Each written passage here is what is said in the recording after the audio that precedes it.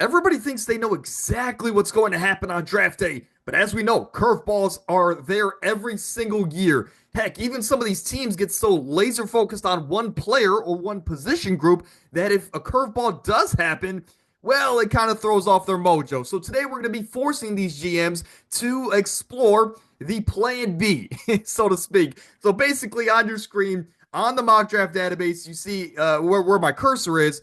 This top spot is the what they project to be every single team's biggest need. And I'm going to basically say you cannot draft that position. That's basically the premise of today's video. But I do want to say there is one exception down the board, and we'll talk about that when we get there because the team in that department just sucks that bad. For Tennessee, though, at number one, they can no longer draft their future franchise quarterback. They're forced to run it back with Will Levis or draft another quarterback down the board. In this scenario, though, you're getting Abdul Carter to a defense that was great last year. Don't let the record fool you. It was the offense being that bad that weighed down this team's record to where it was. That defense, I think, was top 5 in yards allowed per game. They did their job. So they get to add another superstar level player on the edge next to Jeffrey Simmons and this great secondary. That defense could be special. Now, for a team that's in the AFC North, the Cleveland Browns, my team, I'm not in the camp of quarterback this year because I don't believe any quarterback that we draft or that we could sign at this point in time will change our fortunes. We have a lot more holes around the quarterback position than just getting that and saying, hey, the quarterback will fix everything.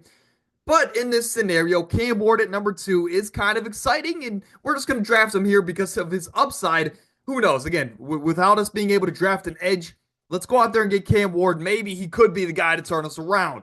At number 3, the Giants are up here, and this could be their pick in real life. The reigning Heisman winner, a generational talent, a guy that can play both sides of the ball, a true one-for-one. Travis Hunter goes to the Giants. Big name, big market, makes a lot of sense. Now, the New England Patriots are up here. They can't draft offensive tackle. So Drake May, I'm sorry, you're not going to be protected going in to next season, or at least now with the first round prospect. So now you got to explore the board. What is down the board that we could use that, again, will help us just as much, if not more, than an offensive tackle? I don't think that's on the board, but I will say this. You addressed this defensive line in the offseason. You have some good pieces on the back end there for New England, headlined by Christian Gonzalez. Of course, you don't need Shedeur Sanders. So what I'm going to do for this team, I'm going to go out there and get their number 1 wide receiver, Teteroa McMillan, next to Keyshawn Boutte. Of course, you still got Ramondre in this offense. It's not the greatest group of guys around Drake May, but hey, getting that number 1 guy in Ted McMillan and then potentially adding on to this receiver room down the board, I like that for the New England Patriots. Who knows? Maybe you add a running back in round 2 with how loaded this draft class is. And number 5, the Jacksonville Jaguars, they need defensive line, and I'm excited for this pick, probably more so than any, because every mock draft that I see, it is Mason Graham. It is Mason Graham. Heck, even in some of my own, I've had Mason Graham going to the Jacksonville Jaguars because it just makes that much sense. But today, that is their biggest need, and we can't go in that direction. So I was exploring the board. I was saying, what can we add to this team that can help them? Again, it could still fill a need. For the Jacksonville Jaguars, I looked at their team. I said, boy, does Trevor Lawrence love his tight ends. And hey, they lost their starting tight end, a guy that's commanded well over 100 targets the last couple of years, in Evan Ingram. They lost him in this offseason. But let's go out there and replace him with maybe a player that's better, a true tight end in Tyler Warren, a guy that can play on the line, which Evan Ingram didn't really do, but he can also step out and play in the slot like Evan Ingram did. You can use this guy in so many different ways, and he can command just as many targets as Evan Ingram has the last couple of years. So he's going to be great in the run game, better than Evan Ingram in that department, but he's also going to bring equally the same production in the receiving game. So I like Tyler Warren there to the Jags, and that's a fun fit outside of just Mason Graham as a shoe-in fit there like we see almost every mock draft.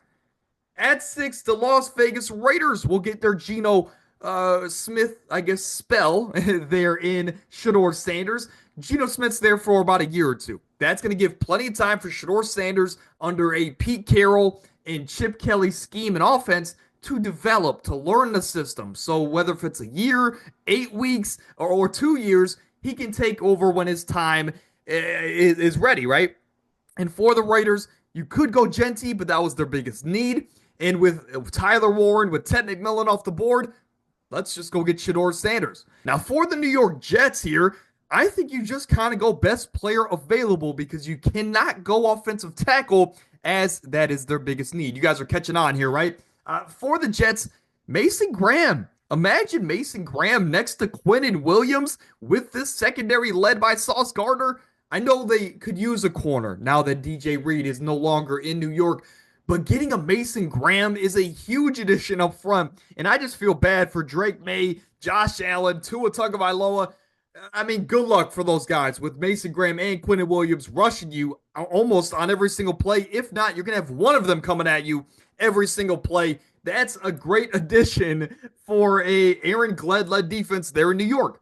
For the Carolina Panthers, they can't take edge rusher. So they're honestly just in a position where we're going to take best player available, and I would go Ashton Genty, but they do have Chuba Hubbard, they have Rico Dowdle, they have Jonathan Brooks. It's a bit of a loaded running back room there in Carolina. So I honestly am going to stay away from an Ashton Genty. And in this case, you could argue Armand Membu or Will Campbell could be great additions to Carolina.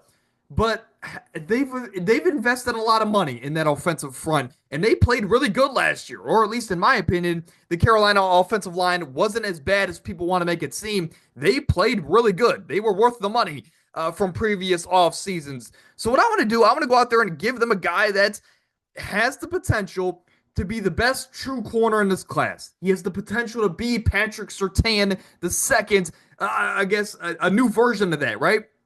You just paid J.C. Horn big time money there in Carolina. So you don't need a second cornerback. But in this scenario, let's go get the best defensive player available. And that is Will Johnson, in my opinion. To have a potential superstar corner, Will Johnson, next to J.C. Horn, who's an all-pro level corner, that's dangerous for this secondary in Carolina. Going forward, this is a guy that's not only going to replace a Dante Jackson, who you lost last year, but he's going to be 10 times better. So if Carolina, this secondary gets better and by 100 times, seemingly overnight. The New Orleans Saints here at number 9, you can go a lot of different ways, but I think having an offensive coach led, again, Kellen Moore, you could go offensive line, and honestly, that would be my selection here. But if I don't go with Ashton Genty here, I don't know where he goes in this draft. So Ashton Genty is going to be the selection here. I think Kellen Moore looks at his team and says, we now have a three-headed monster of Kendre Miller, Alvin Kamara, and Ashton Genty. You have 3 good running backs and, of course, 2 great running backs in Genty and Kamara that you can keep these guys fresh and healthy. So if you can get a healthy offensive line this year, guys like Ryan Ramczyk, guys like Eric McCoy, if they can stay healthy this year with with Taliese Fuaga coming in to year number 2, you got a special offense there as long as everybody can stay healthy. At number 10, the Chicago Bears. You are kind of in a best player scenario, best player available scenario here. And I think this offensive line, how much do you believe in these tackles? I mean, getting sacked 68 times for Caleb Williams is atrocious, right? It's the second most a rookie's ever been sacked. So these tackles are not safe by any means. But they are entering some contract years here in Chicago. So maybe they come out here and play their best football yet. At least that's going to be the hope for Chicago Bears fans. So what I'm going to do, I know tackle could be the selection here. And if you want to go there, I'm not going to argue. But what I'm going to do is give Montez Sweat a running mate here on the edge. I'm going to give him a guy that's going to make his job and Mike Green's job a lot easier. I know there's off the field stuff, but if that stuff can clear up, I am a big Mike Green fan going into the NFL level. And to now have a defensive line where on the edge, you have Mike Green and you have Montez Sweat, it's dangerous for quarterbacks like J.J. McCarthy and, of course, Jordan Love, Jared Goff. There's a lot of great offensive lines in this division. And to get another great edge prospect for a team that is just trying to get talent at this point in time, I like that addition for Chicago. Now, at number 11, the San Francisco 49ers need tackle. We're not going to go with offensive tackle in this case. I'm going to look at the board and say, who is the best player available, at least on my rankings. And this might shock you guys, so stick with me here. But I'm going to say this. I think this guy is a superstar. I think this guy is potentially a top 5 player in this class. And I'm going to go with Walter Nolan, a guy that I think has superstar potential written all over him. A guy that I've seen some people have him as high as this spot to the 49ers. Other people have him farther down the board, maybe even a second round pick on some people's mocks. Walter Nolan is a superstar, and I hope that a team treats him like that and drafts him as high as I have him going. I just think that he has true game disruptor ability to him. And hey, Robert Saleh, he loves his trenches. I think he comes back to San Fran and says, what happened to this defensive line that I built for years that helped us get to Super Bowls? And hey, it's kind of been depleted over the last few years. So with offensive tackle off the board, getting Walter Nolan to headline this defensive front, I love that for the San Francisco 49ers.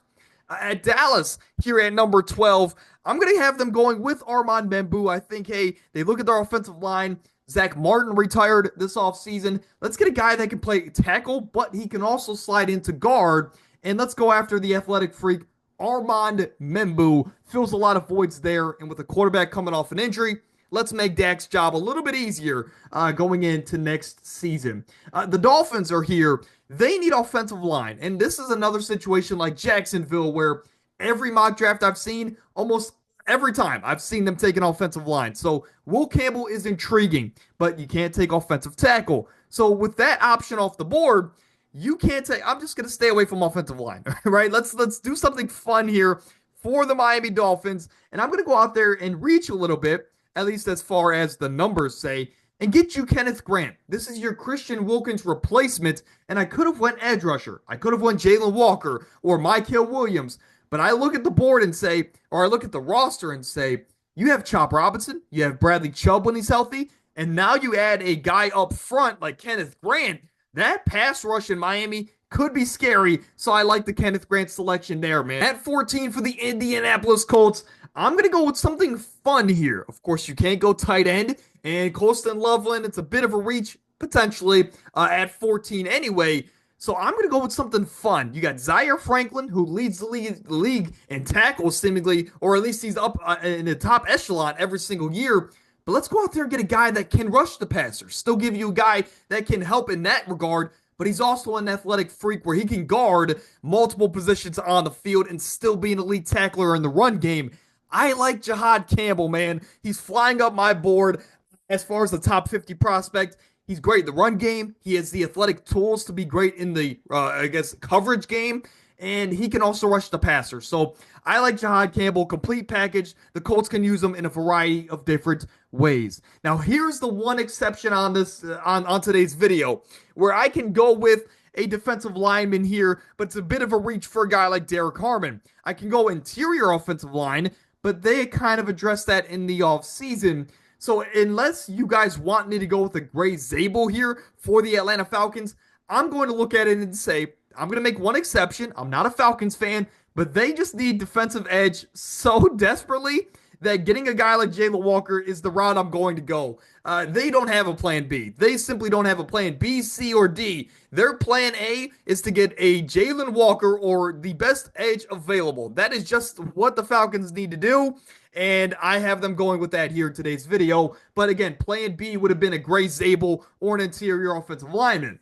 For the Cardinals, their biggest need is edge, so some of these talented guys like James Pierce is out of their reach in today's video. What I will do, though, is look at the board and potentially get the steal of the first round. Will Campbell falling at 16 for the Cardinals gives them a big addition up front. I know they have Paris Johnson. I know they have Kelvin Beachum. Maybe you move Will Campbell to guard if this is your selection, but honestly, he's too talented at this point in time to pass up. So Will Campbell goes to Arizona. For the Cincinnati Bengals, you're up here, and hey, you need cornerback in this Lou Anarumo defense. At this point in time, I do think you figure out the Trey Hendrickson situation so that front seven gets a little bit better. But hey, I think there's a true game changer here in Jahdae Barron, and you get him to be your cornerback one going forward. So again, he's dominated 2 years ago, first team All Big 12. This past year, first team All SEC. He's played in the slot on the boundary. I like that for Cincinnati. He's a baller. For the Seattle Seahawks, here at pick number 18, you need offensive linemen, and technically, interior offensive line for this website is their biggest need. So I'm going to go out there and get Kelvin Banks. It's the boring selection, I know, but hey, Kelvin Banks to Seattle keeps Sam Darnold upright, your newly paid quarterback, so it's never a bad option there. For Tampa at 19, you can go a couple of different ways, but if I've learned anything about Tampa, they like their powerful edge rushers. So for this team, you can't get Jahad Campbell, but you can get Shamar Stewart. Todd Bowles is going to bring the absolute most out of Shamar Stewart, and with his athletic profile, teams are already blown away. So for Tampa to get him at 19, I think they walk away pretty happy.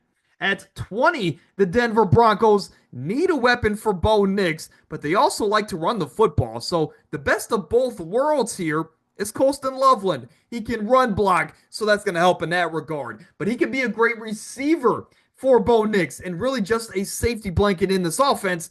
I like that for the Denver Broncos. And hey, he goes to a team that's going to utilize him like a Jimmy Graham. At 21 for the Pittsburgh Steelers, you can't go Jackson Dart. So Mason Rudolph, as of right now, is your quarterback unless you draft a guy down the board. So force the Steelers. I'm going to go with something fun here. You could go Mykel Williams, and I've done that in a lot of mock drafts this offseason. But whether if it's Mason Rudolph, whether if it's Aaron Rodgers, who knows? Whether if it's Will Howard down the board, you need a bell cow running back in this offense because any of those quarterbacks, Rodgers loves his running backs. He loves to throw to them. Mason Rudolph sucks. He needs a guy that he can hand the ball to and make him look better. Same thing with the rookie quarterback. Omarion Hampton to the Pittsburgh Steelers is your Najee Harris replacement. He's your bell cow running back, and it is a plug and play, I guess, as far as the loss of Najee Harris. So Jaylen Warren can still be a 3-down back, or he can still be the 3rd down back, as I'm stumbling over my words. And Omarion Hampton just steps in that Najee role, but you can use him in the receiving game more than what you did with Najee Harris. So he brings even more flexibility to this offense. You just need Aaron Rodgers to sign on the dotted line, and this offense is exciting going into next season. For the Chargers, they're bummed about that. They could have used Omarion Hampton, but hey, they do have Najee Harris now in the mix there for the Chargers. I look at them and say, you lost Joey Bosa, you need an edge rusher. So whether if you want to go with Donovan Onwuzurike, Mykel Williams, James Pierce, I don't care. I'm going to go with James Pierce because he has maybe the highest potential out of those 3 that I just mentioned. And if they can just figure out the character issues, which Jim Harbaugh is a player's coach, he's going to figure it out. And for James Pierce to come into a team where his job's going to be easy. Khalil Mack's going to be double teamed almost every single play. So for you to just get one-on-one matchups in your rookie year, it's going to be a great place and season for him to develop and to really turn into something special for this Chargers unit. For the Packers, we're staying on the same side of the ball. The Packers love their physical, upfront edge rushers, right? Kind of like Tampa Bay. But they also like guys that can stop the run. Mykel Williams does that for the Packers in a division of teams that love to run the football. Now, their division rival in the Minnesota Vikings, it's been a shoo-in. Either Nick Emanwari or Malachi Starks. I love a safety selection here for the Minnesota Vikings. And I also kind of like the idea of Colston Loveland, given the fact that he has a connection with J.J. McCarthy, but he's off the board. So where do we go here for the Minnesota Vikings? Down the board, and you can't take safety. Honestly, you just got to kind of go interior offensive line. I'm going to go Gray Zabel because he can play every position on the offensive line. He did for North Dakota State. I think he could do it for Minnesota. And honestly, this group offensively up front struggled last year. Hopefully they get a lot better for their rookie quarterback. Well, really, again, first-year starter in J.J. McCarthy next year. Getting Gray Zabel certainly helps make his job easier. For Houston, your objective this offseason was to make C.J. Stroud's job a living hell and make it a lot harder than it already was, as if they didn't lose Tank Dell until week 8 next year, as if they didn't lose Stephon Diggs. You decided, let's go trade his 2 best offensive linemen. This offense needs protection for CJ Stroud, and my job's going to be to make it easier for CJ Stroud. Getting Tyler Booker certainly helps in that regard. Now, for the Rams here, they also need offensive line. You could go Matthew Golden. I think that's a golden intrigue here for this Rams offense. But you still have Tutu Atwell. You still got Jordan Whittingham out of Texas last year. I could have the college mixed up. Forgive me. But he played really well last year when that team needed some receiver to step up, and Whittingham did for that Rams offense. So I think they're confident in the receiving group around Adams and Puka. So we're going to stay away from Matthew Golden here. I could see a tight end if Colston Loveland's still on the board. But honestly, they just need offensive linemen. I'm going to get a guy that I'm high on. I know a lot of people aren't, but Donovan Jackson can play on the interior and the outside, which he did at an elite level, by the way, for the national champion Ohio State Buckeyes. I like Donovan Jackson to fill multiple needs on that offensive front. Now, for Baltimore, I think you look at the board and you say, we have a potential to add an option to this offense to make Lamar Jackson's job easier. I think you also look at this roster and say, this is a receiving group that has been elevated by Lamar Jackson. Let's go out there and get a guy that can make his job a little bit easier. We know DeAndre Hopkins was brought in, but he's a shell of his former self. Rashad Bateman's a solid wide receiver 3. Zay Flowers is not really your number one guy. He could have the most targets, but he's really a slot wide receiver. I'm going to go out there. There we go, right? And get Matthew Golden. He can stretch this defense unlike any other receiver on this offense. And now you have a receiving core of Matthew Golden, Zay Flowers, DeAndre Hopkins, and Rashad Bateman. You also have Mark Andrews, Isaiah Likely, Derrick Henry, Justice Hill. This offense gets better for Lamar Jackson going into a year where he might win another MVP. For the Lions here, you do need edge rusher. However, it is, of course, listed here as your biggest need. So we can't go that way, but we can address the interior. Getting Deron Harmon, man, a guy that transferred to Oregon last year and dominated. I mean, you just look at his stats and you're blown away, right? You're going to think that that's multiple years at Oregon. He did it in one, of course, helped them to get as far as they did. And that defense was dominant because Derek Harmon led the charge there for the Ducks. He just reminds me of a Dan Campbell kind of a player, so I like that fit for the Lions. Washington is here to round out the first round. I think they look at their board and say, we need edge, but we can't take edge. I want to go out there, if I'm them, and get, hey, I'm going to go Malachi Starks. They do need a safety on the back end. Percy Butler's okay, but he's not really moving the needle for me. Malachi Starks is a ball hawk, and that's the reason I'm going to go with Malachi over a Nick Emmanwori for Washington. They need help on the back end as far as coverage, as far as playmaking ability, and to get Malachi Starks is a huge addition. So Malachi, Percy Butler, of course, you got some solid cornerbacks there like Mike Sanistril and Marshawn Lattimore. This secondary could turn around from last season to this year and not be so much of a burden as far as when we look at that defense.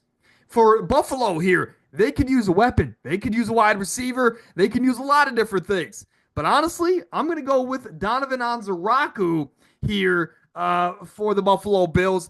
I'll say this. Could you go with a defensive back? Could you go with Nick Emmanwori? I love that fit there. So if you want to go that way, I understand it. It's been done before on my channel. So we're just going to go a different direction today. For the Kansas City Chiefs, you are now going to go best player available, and that's Nick Emmanwori. You're getting your Justin Reid replacement. He helps on the back end, and of course with the ability not to take an offensive tackle. Let's go out there and get a guy that can help on the back end and fill that Justin Reid void on this Steve Spagnuolo defense. And to round out the first round, really you can go any direction here with the Philadelphia defense or offense for that regard. But hey, we lost Milton Williams this offseason. Let's go out there and get a guy that is the strongest interior defender in the class, and he is potentially the best run defender in the class. Tyleik Williams fills a big need there, I guess, kind of, for the Philadelphia Eagles. So in this Plan B mock draft, I will scroll through it on your screen. We could not go with their, I guess, what they project as these teams biggest need, biggest position to fill this offseason.